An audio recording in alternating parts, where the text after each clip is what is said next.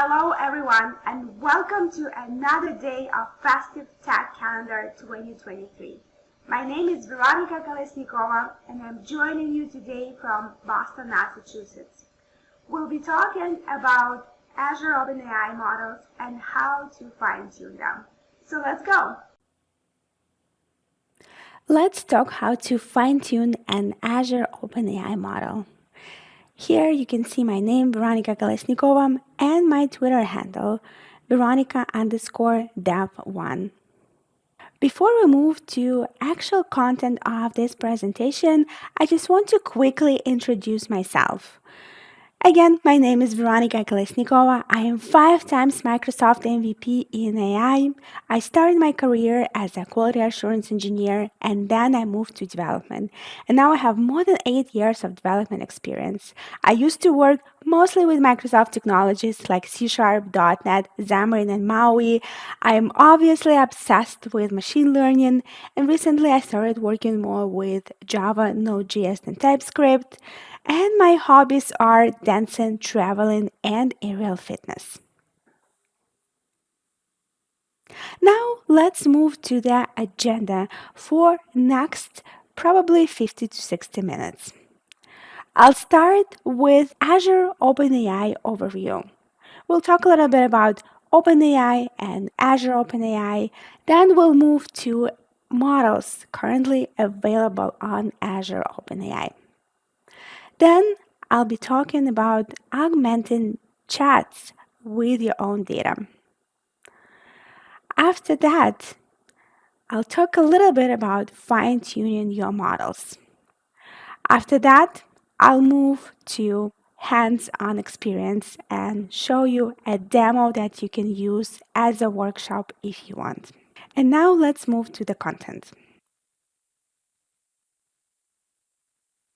OpenAI is really popular right now. It's everywhere, everyone is talking about it. There is also Azure OpenAI. Let's see what's the difference between OpenAI and Azure OpenAI. Microsoft partnered with OpenAI a while ago and provided all cloud capabilities, including storage and compute power, to OpenAI. In return, OpenAI shared the models that they are currently having with Microsoft. So basically, Microsoft has all the models, pretty much all the models that are available on OpenAI, also in Azure. When you're using Azure OpenAI, actually you are having all the benefits of OpenAI models, all those amazing capabilities of ChatGPT, for example, and latest and greatest models, and also all the benefits of Azure, log monitoring, and resource controlling, deployments, keys, and everything stored in one place. If you used any resources on Azure before, you know that the whole Azure infrastructure is there for you. Same thing here, Azure OpenAI is a cognitive service that can be connected through APIs and SDKs. Now let's move to some basic terms and talk a little bit more what is available and what you need to know before jumping into using and trying Azure OpenAI or OpenAI. From now on, when I say OpenAI, I mean Azure OpenAI. I want to start with prompts and completions. Prompts are basically all the inputs that you are providing to the service. They can be system prompts that are very, very important, where you set up boundaries for your interaction. If you are looking for information about mushrooms, for example, then you are not interested about news or any information about weather. you're only looking for information about mushrooms. So your system prompt should indicate that. For example, you can say that if the service doesn't know answer to your question, it can say, I don't know. That is just one example of system prompt. There is a huge area of prompt engineering, and it is very important to understand how you can better set up those system prompts so you can reduce the amount of hallucination and you can get better results from your interaction with those models. Prompts can be user prompts. When end user is interacting with the service through your application, they can ask different questions and they want to get specific answers. Those are prompts, and there are some limitations on how many tokens there can be in a prompt and how many tokens can be returned back. I mentioned tokens, but I will give definition of token a little later. Now I want to tell you a little bit more about completions. Completions, they are basically outputs from the service. It can be an answer to your question. It can be completion of a text. For example, you are writing the first paragraph of your text and you want the service to finish it for you. That can be a completion as well. Since I already mentioned tokens, let's talk a little bit about tokens as well. Tokens, basically, they are maybe 2 to 3 characters long parts of words. You can always check how many tokens you have in your prompts, whether it's a system prompt or user prompt or any other type of prompt by using online services and also some libraries. OpenAI actually offers service called Tokenizer where you can upload your text, whether it's a chat input or it's a request for completion. And then it will provide you that service, the tokenizer service will provide you number of tokens in that prompt. Same thing with completions. When your service is providing an answer, you can limit the amount of tokens it will spit out for you. Again, there are limitations on how many tokens can be inputted and outputted in one interaction, one chat, for example. I know that the latest models, they actually have really high limit of tokens, so it is not a big concern right now. But those models are very expensive. If you're using earlier models, then in some of them you can only have the 4,000 tokens, and you need to be mindful how many tokens are there being inputted and outputted. Also, it's very important to be mindful about output tokens. If you are not setting up limitation, how many tokens the service can produce in the response, then there is a high chance of hallucination. The more text or the more output you want the model, the service to produce, the higher chance of hallucination and making up stuff. Next, I want to talk a little bit about Chat Completion API and Completion API. When you are using Azure OpenAI Cognitive Service, you have access to those two APIs. One can be used specifically for interactions in chats with specific models like, for example, GPT 3.5 Turbo and GPT 4. And as you probably guessed, that's the best API when you're trying to build a bot, when you're trying to build a chat type of conversation with the service. Second API here is completion API. That one is better when you are having maybe one one question, or maybe you want to have one task for the service. I already mentioned an example of having the service to complete your story for you.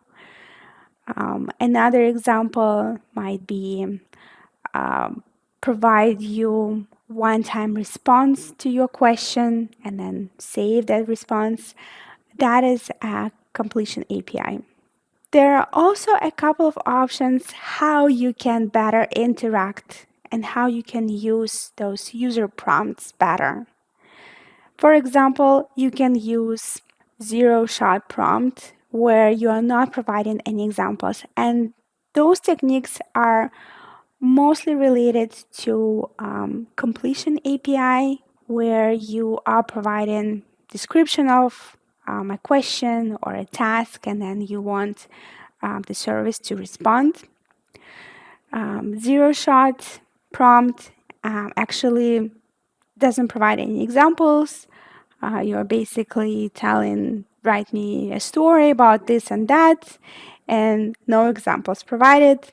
Then you have an option to have a few shot prompt where you provide in a couple of examples.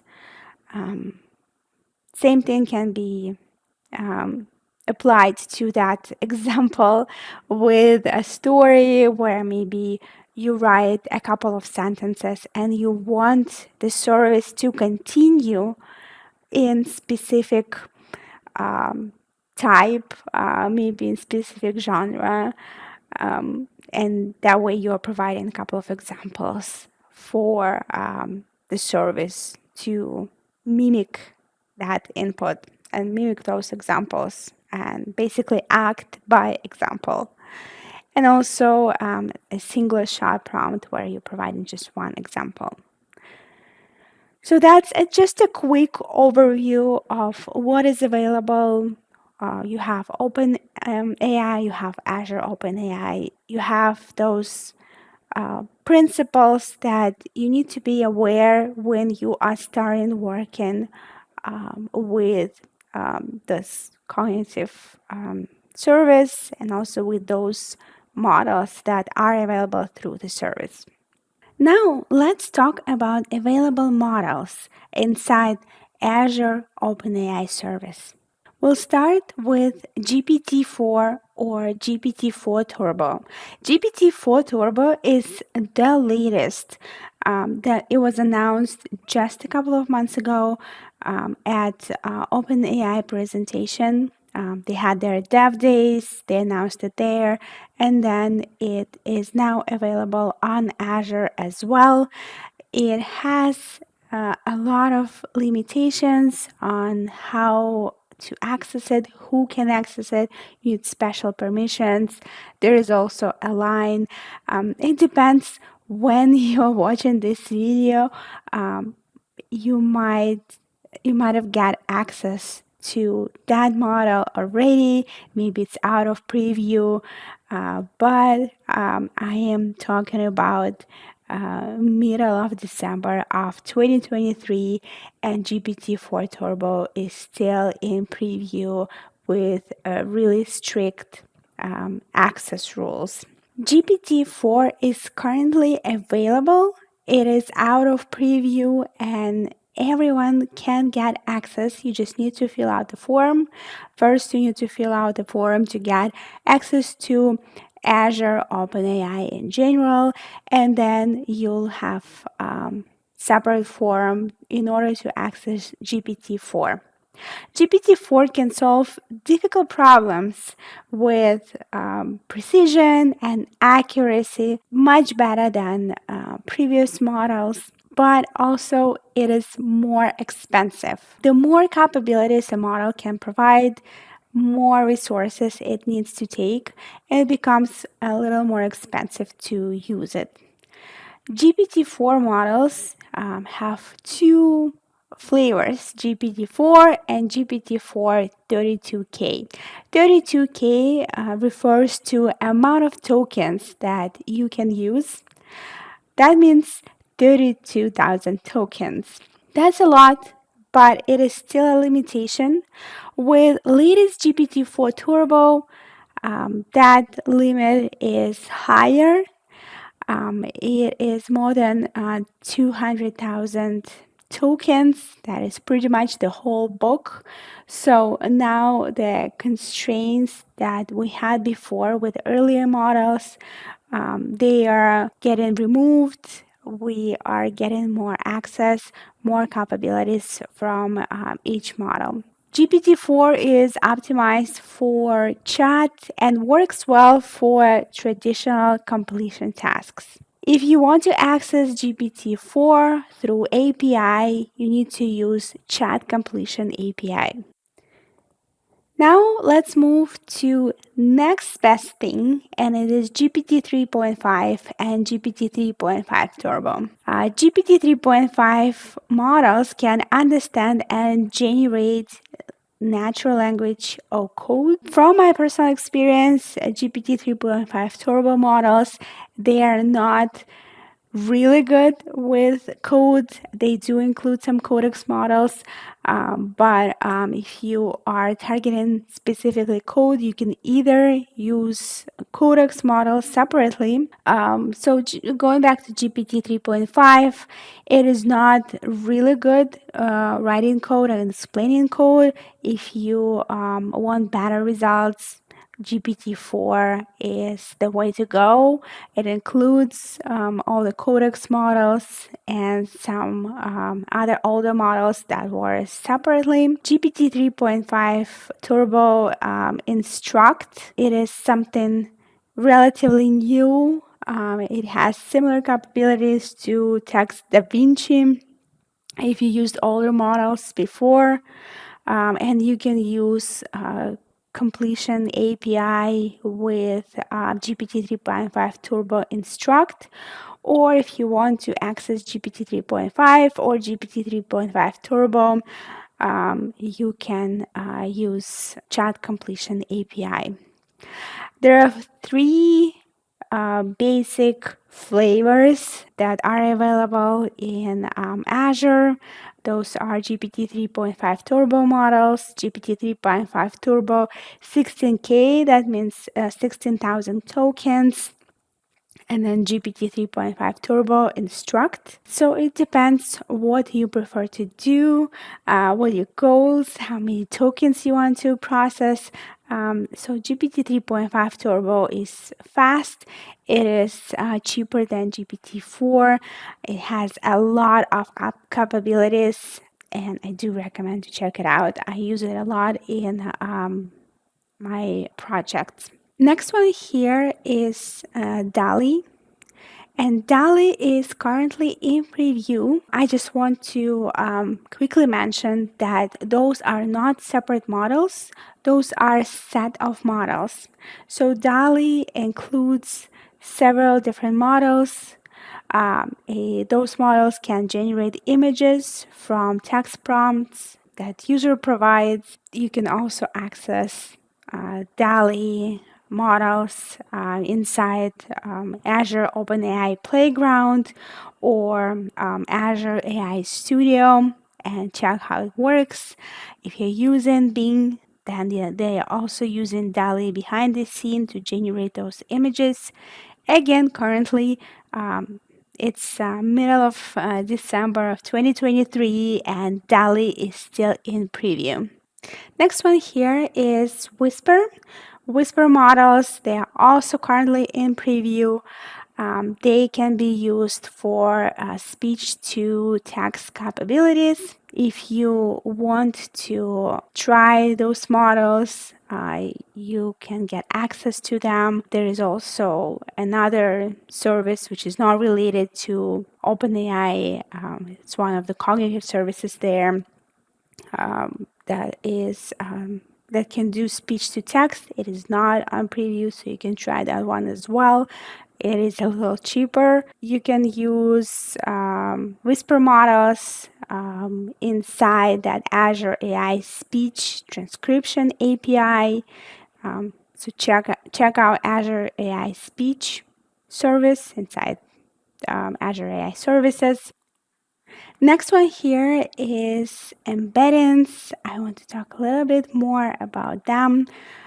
Embeddings, they are basically a set of models that can convert text into numerical vector form to facilitate text similarity. If you are working with vector databases, if you are trying to create one, you can use embeddings to convert your text into those vectors and then upload that information to databases. Vector databases are widely used with different approaches for augmentation of large language models and Azure OpenAI models included. There are currently 3 sets of models that are in preview: GPT-4 Turbo, DALL-E, and Whisper. You can still access them, you can still use them, but just be mindful that they're still in preview, and for some of them, you need special access. Sometimes when you try all those models, play with them, connect them to some of your applications, you might still have a feeling that something is missing. Maybe it doesn't produce correct answers. Maybe information about your customers, about your business is missing, and you really need to get that information when you are interacting with those models through Azure OpenAI service. Maybe your first idea is to just go and build model from scratch. But I have a couple of options for you when you don't have to build anything from scratch. You can reuse capabilities of all those amazing models and then augment them using your own data. So I'll start with augmentation of chats with your data. And then I'll move and talk a little more about fine tuning. But I personally don't recommend building anything from scratch. Those large language models were built by companies and they spend so much time. Sometimes it takes years to build something like that. So I do recommend starting with augmentation approach, and then if it doesn't work, then fine tuning can be your next step. There are several options how you can augment your service, your chat, or your completions with your own data, whether it's documentation, whether it's customer data, maybe it's just specific information related to your business or your customer's business. Here I mentioned adding data in the chat playground, but actually you can add that data programmatically using C#, Python, Go, and PowerShell. Microsoft has really good documentation, so you can check it there. It is really easy to add your custom data right in the playground. It's inside that Azure OpenAI portal, or there is a new portal, Azure AI. You can quickly try it in the playground, see how it works, and then you can you use UI in the portal, and you don't need to write code. And then if you see that it's working fine, then maybe you can add more code and make it even more custom for you. You can use a couple of file formats in order to augment those large language models with your data. And those formats are TXT, MD, HTML. You can use Microsoft Word, Microsoft PowerPoint, and PDFs. You do need to use Azure resources when you do that. You can connect to blob storages. Maybe you can connect to Cosmos DB in order to store that information, those files that you have, maybe documentation that you have.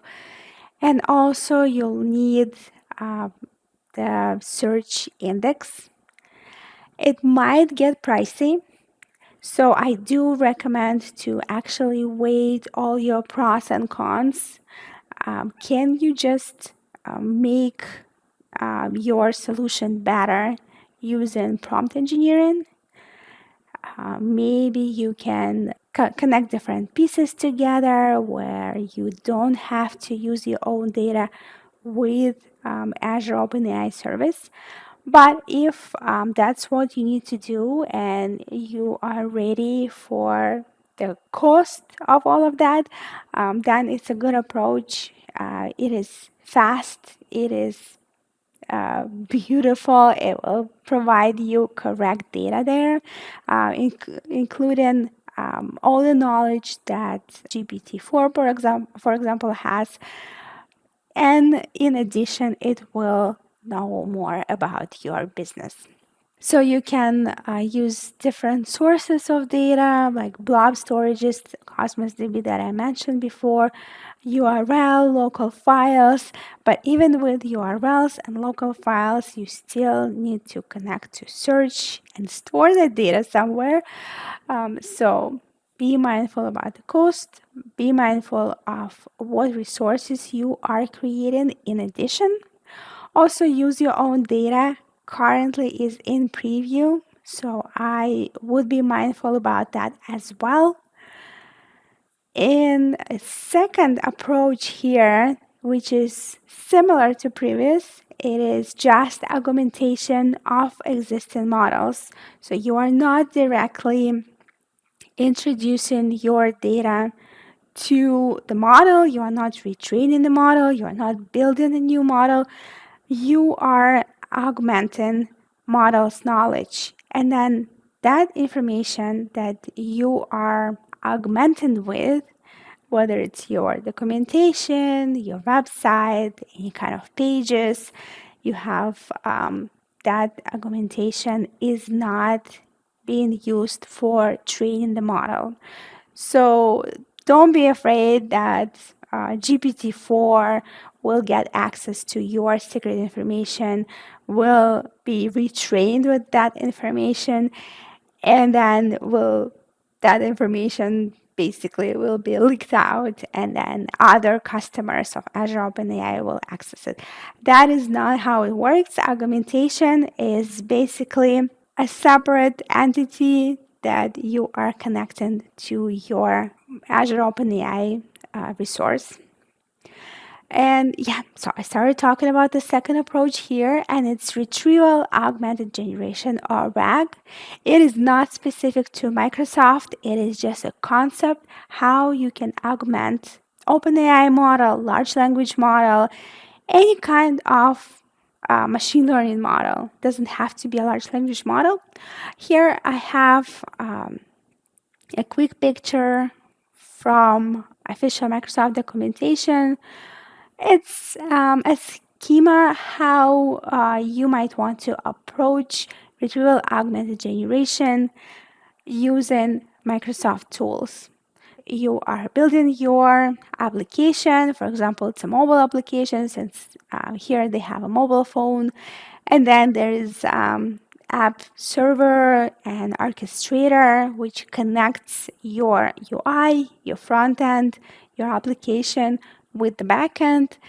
And in the backend, you have Azure AI Search connected to different data sources like files, SQL database, Cosmos DB. I already mentioned a lot of data sources that you might want to use. Azure AI Search is fast. It is a resource on Azure, so it has all the benefits of Azure, like storage, like monitoring, and other great capabilities there. So Azure AI Search can also do vector search. So if you have vector database, and when I was talking about embeddings, I mentioned vector database. I'm not going to go too deep into details about those types of databases, but when you're using RAG approach, it is recommended to use vector databases. They're just faster, it's easier to retrieve information, and then Azure AI Search can actually pull the information from those vector databases. I recommend you to go and learn a little more about vector databases, how you can build one, how you can use one, how you can use Azure AI Search in general. Since it's not talk about Azure AI Search, if you are building something like that using RAG approach and want to use Azure AI Search, it is definitely valuable to go back to documentation and read more about it. And then another part there is Azure OpenAI. It can be ChatGPT, GPT-4. And you are basically connecting the results of the search with Azure OpenAI. So you can add that information to prompt, for example, tell your service to use that information that was received from search in order to produce an answer. Finally, we got to fine tuning. So basically, if nothing else works, you tried everything and you are not getting correct results, your data is not being digested well using augmentation approach, then you have to resort to fine-tuning existing models. I want to note that you are not building your custom model from scratch. You are using the data that you have in order to update, fine tune the model that is already there in your large language models. So, fine tuning basically retrains an existing large language model using example data that you are providing, and then it is resulting in a more custom large language model, but it is not completely custom. It already has all the knowledge that it was trained with initially, and then on top of it, it also has knowledge about your data. So that large language model was optimized using your provided examples. And yes, the examples that you are using, they will be used for training and kind of improving the existing model. If you decide to do fine tuning, then there are a couple of approaches that you can take there. You can use code, you can use the portal in order to create your fine-tune model. Not every model is fine-tunable. Also, it depends on the region where you created your Azure OpenAI resource. Not in all regions you can fine-tune your models. And there are only 3 models right now that you can fine-tune. It is GPT 3.5 Turbo version 0613. And then the second model is Babbage 002. And the third model is DaVinci 002. The training and validation data that you use for fine-tuning, it should be formatted as JSON lines. JSON-L document. So you can't just throw all your documentation at Azure OpenAI resource. It is not RAG, it is not augmentation. So if you have your database somewhere, it is not just connecting, as simple as connecting your database to the resource, to Azure OpenAI resource, to the models, and then it will magically fine tune. No, it's not working like that. You need to actually prepare your data. In my other talks, I always talk about the data. You need to make sure that it's clean, it is valid, and here you have additional challenge. It has to be in a specific format. So it depends what kind of model you are fine tuning. There are specifics how you can better format your data. So be mindful about that. It takes lots of time, takes lots of resources. So it is not cheap. It's not cheap to fine tune. It's not cheap to then deploy and use that fine tuned model. So again, I'm asking you to measure, decide what is more important. If you can spend a lot more money and and you really need that fine-tuned model, then yes, go ahead. If you can do something else like prompt engineering or RAG approach, or use your data approach, then that is going to be cheaper than your fine-tuned model. You can fine-tune using UI. You can access that Azure OpenAI portal and do it there. Or you can use Python and then maybe use Jupyter notebooks or whatever you are developing your solutions with Python, and then create a script for fine-tuning existing models. I do want to show you that UI approach. It is nicer. I feel like I know some people like code. I like both. I like UI, I like tools if it's available out there and I don't have to write it from scratch using code. I would sometimes rather use UI approach, and that's what I'm going to show you in the demo. So next, we are finally moving to a practical piece of it that you can use as a workshop if you want to follow along. If not, then it's just nice to see what is where inside the portal and how you can fine tune a custom model.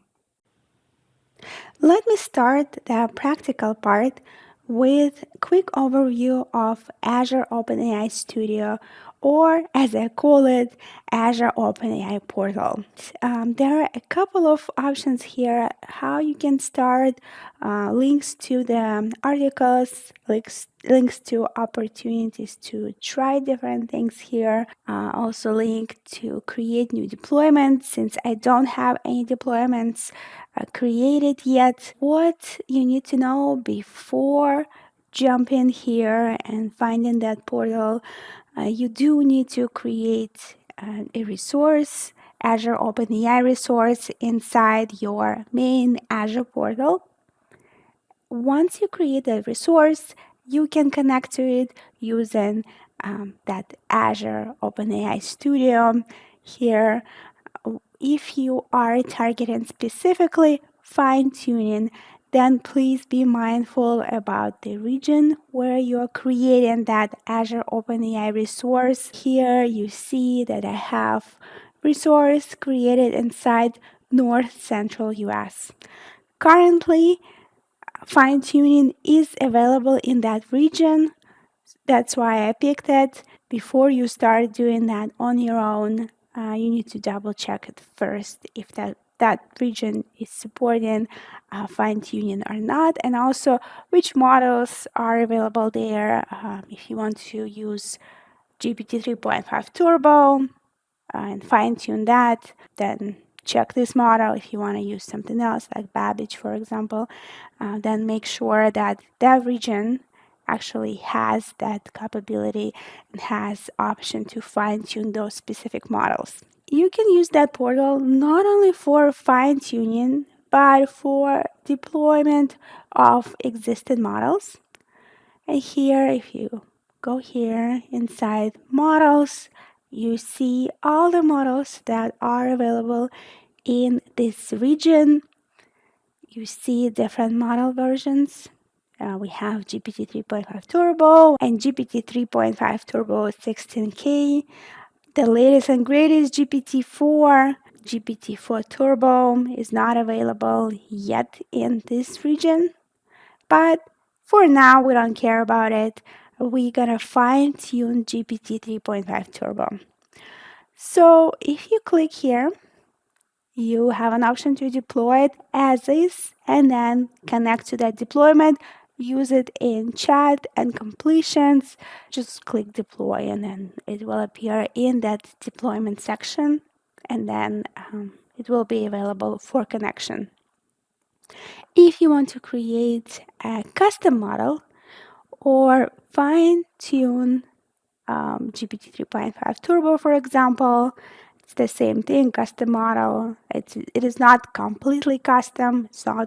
You're not building model from scratch. You are fine-tuning existing model.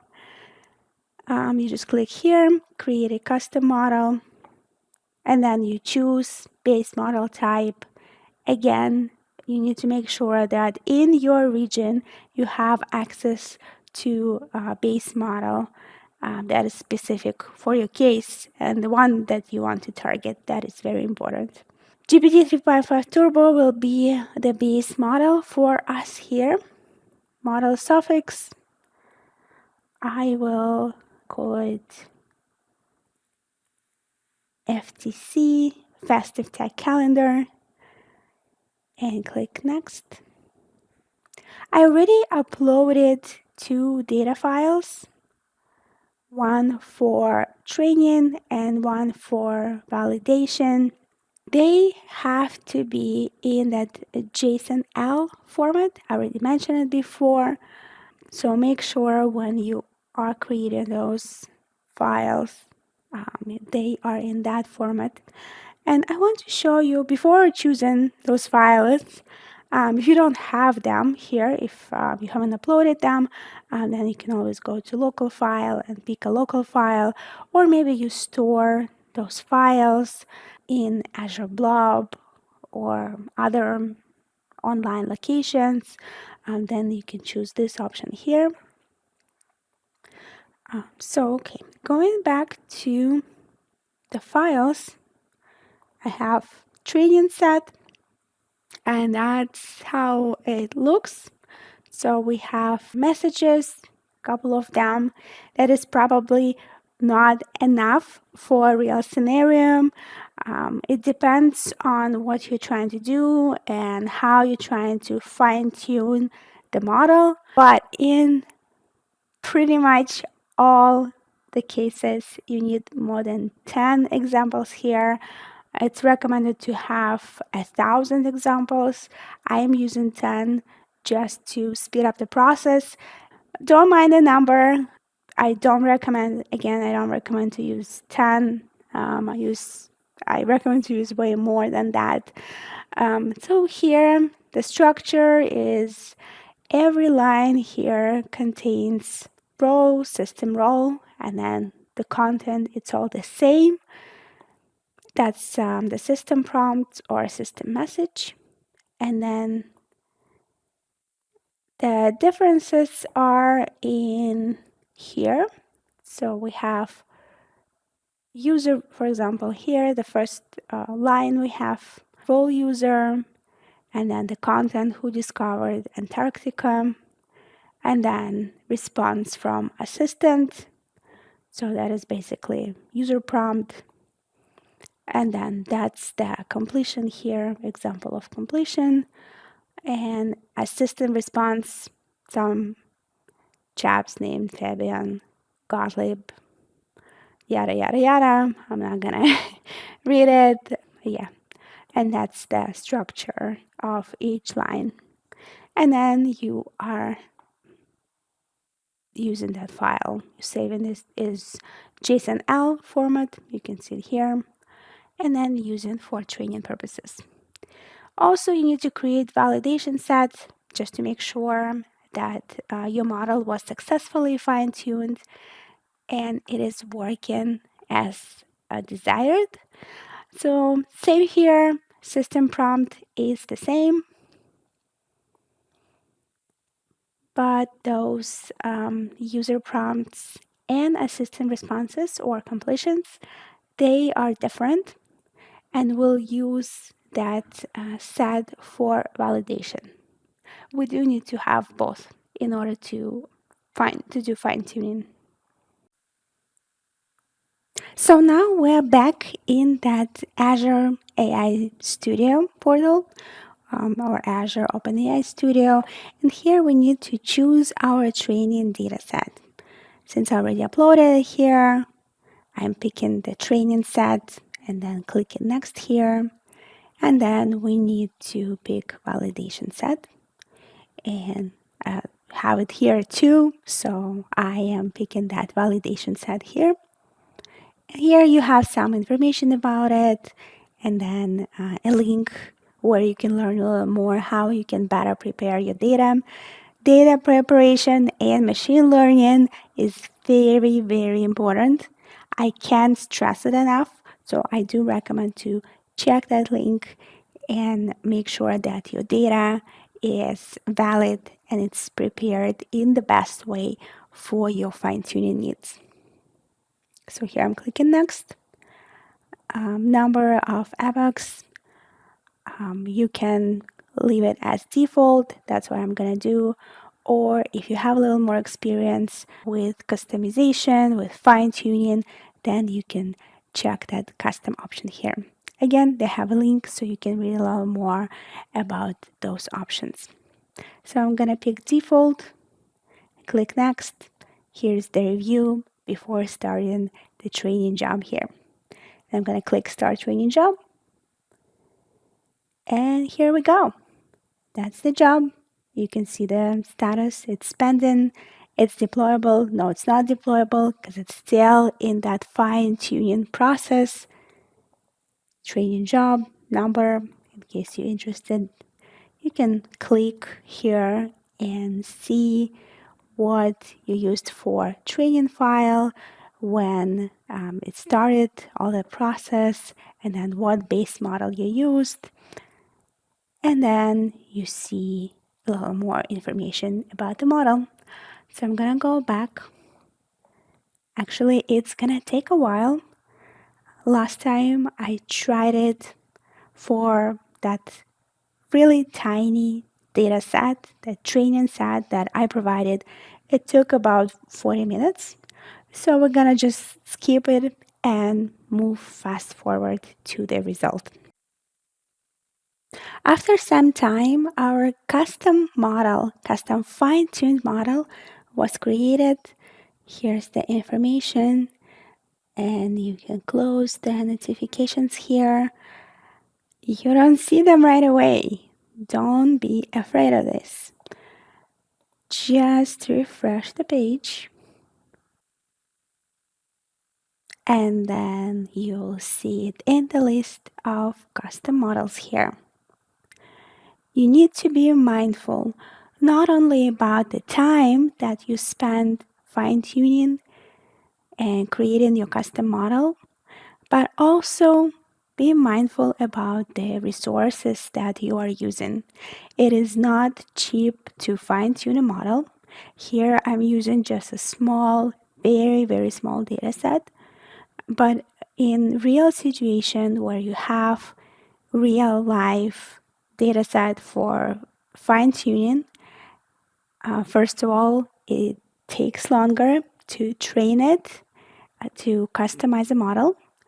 And then second, you are consuming more of those cloud resources. So it might get expensive. It is kind of pricey to train those custom models, to fine tune. And also, it is more expensive to use those custom models. So definitely take it into consideration when you are deciding if you want to fine-tune a model, or you want to use something out of the box, or just want to use something else like Retrieval augmented generation approach, for example. So here I got my custom model. Again, we can click on it to get a little more information, but it's just quick overview of what's happening. You can get training results, you see what's going on, and then all the training events that happened. You can download some of those files, see the hyperparameters that were used, number of epochs 2, and then batch size is 1. So you see how it works. This time it only took 20 minutes. Sometimes it might take faster depending on availability of the resources. So I'm gonna go back. I can deploy that model right from here. I'm gonna back to my models and deploy it from here. So I just click deploy. And before you decide to deploy it, you need to make sure that it is actually deployable and you have that yes here. I do have that yes, so I select the model here, and then I have only one version of this model. If you need to retrain it, if something didn't go well, maybe it didn't perform well enough, maybe you want to add more data, then you'll have other versions. I just have one, and then deployment name, I can give it any kind of name. Festive tech calendar, deploy, I'm gonna name it this way, and then doesn't matter if you are deploying your custom model or you're deploying something that is already there. You can use those advanced options here. Set up your content filter. I don't have my custom content filter, so I'm gonna use default, and then you can choose tokens per minute, rate limit, and then enable or disable the dynamic quota. I'm gonna leave it as is. I'm not gonna change any of those advanced options. So I'm gonna click create. And now we need to wait when this model is deployed and we can start using it. Once the deployment is completed, and here I can see it in the notifications here, I can go to deployments, and here we see the deployment. That's the name of deployment that I set up. Then my model name, and then version. You see the capacity, status, all the information here. You can also click on it here to see a little more details. And then you can edit the deployment. Or if you want to try your deployment, and I'm sure you do, you want to open it in Playground. So click here and it will redirect us to the chat. Here we can set up that system message. I'm actually gonna copy the same system message that I have here in my file. They're all the same. So I am copying this message from here and paste it here. And I can save my changes.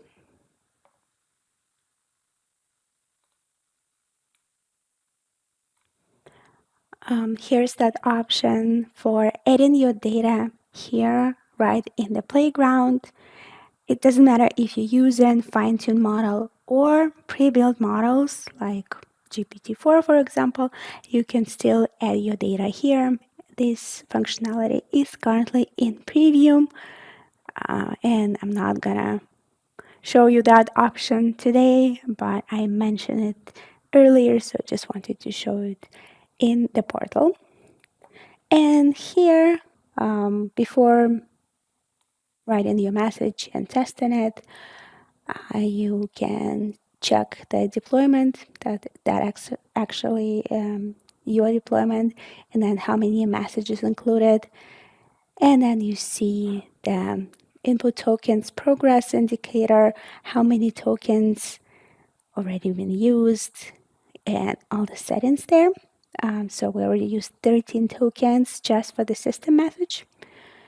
Then here, like in any model here, any pre-built model or custom fine-tuned model, you can set different number of tokens in your response, different temperature, top P, and other parameters. I'm just gonna leave them as is. The temperature, I feel like it's one of the most important things here. The higher the temperature, the more creative the answers are. But today I'm just gonna leave it like that. Go back to deployment. And here I can start typing something. Let's start with something simple and unrelated to the data that we provided for fine-tuning.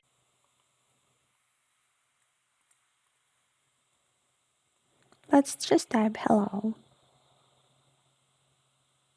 So the model responded, but we're not sure which part of it responded. Was it pre-built GPT 3.5 Turbo, or was it the custom part, the fine-tuned part?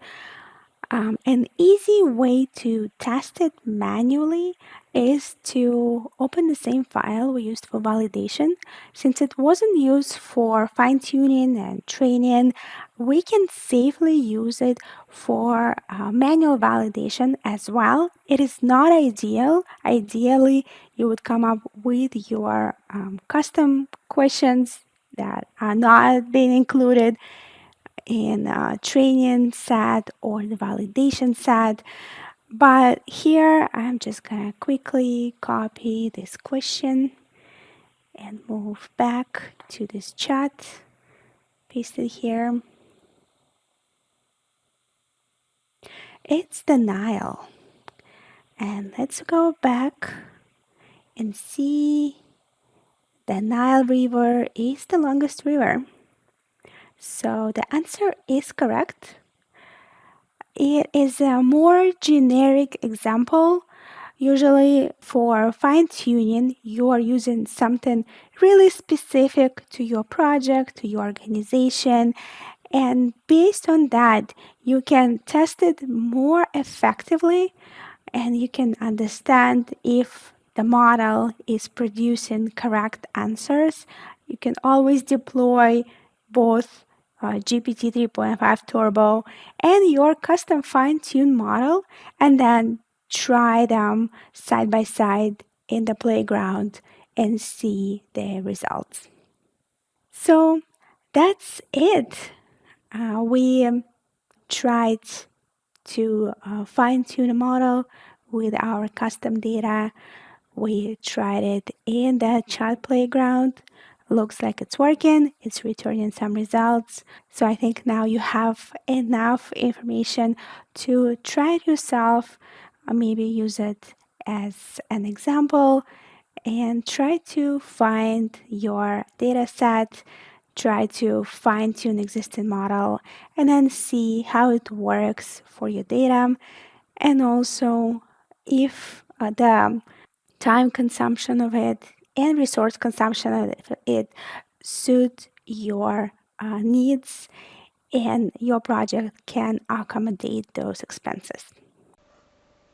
Thank you so much for joining me today. I hope you learned a lot about Azure OpenAI models and how you can fine-tune them.